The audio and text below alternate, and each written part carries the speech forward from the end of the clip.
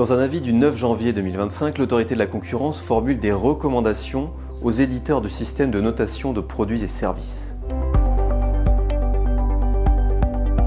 En février 2024, l'autorité de la concurrence a décidé de s'autosaisir pour avis afin d'analyser le fonctionnement concurrentiel du secteur des systèmes de notation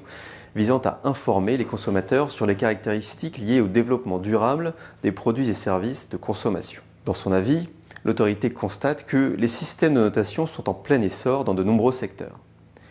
S'ils sont très divers dans la mesure où ils touchent à des secteurs d'activité et à des produits et services hétéroclites, ils ont comme objectif commun de donner une appréciation graduée d'un produit ou d'un service afin de rendre lisible un ensemble d'informations pour le consommateur. L'autorité souligne que ces systèmes, en fournissant une information simplifiée et didactique aux consommateurs sur des caractéristiques liées au développement durable, répondent à certaines attentes du consommateur, incitent les entreprises à innover et peuvent contribuer à l'animation du jeu concurrentiel sur les marchés de produits ou services qu'ils évaluent. Cependant,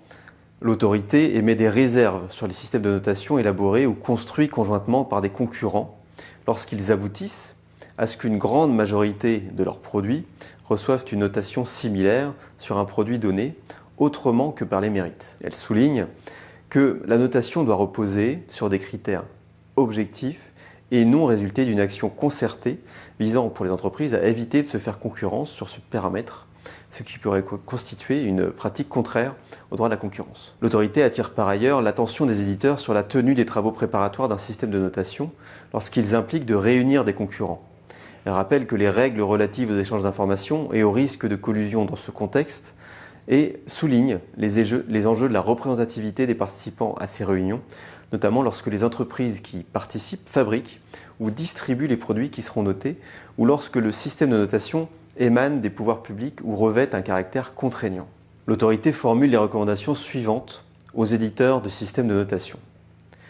Tout d'abord, faire preuve de transparence vis-à-vis des entreprises dont les produits ou services sont notés et vis-à-vis des consommateurs concernant la gouvernance du système de notation, les sources de financement et le cas échéant de rémunération du système de notation, les éventuels liens avec des entités tierces ou tout autre élément susceptible d'avoir une incidence sur le choix de la méthode de calcul du système de notation. Et concernant les participants également à la conception du système de notation, les entreprises notées, équipes scientifiques, la participation des pouvoirs publics, etc. En second lieu, informer les entreprises dont les produits ou services sont notés ainsi que les consommateurs des caractéristiques de durabilité évaluées,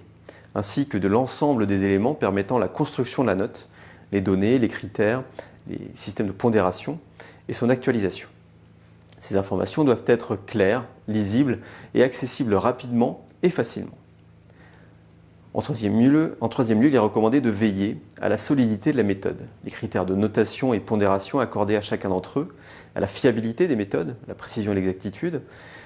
et aux données qu'ils utilisent, en procédant à des vérifications sur les sources de données et en permettant un mécanisme de correction, changement de composition d'un produit ou erreur, dans un délai raisonnable.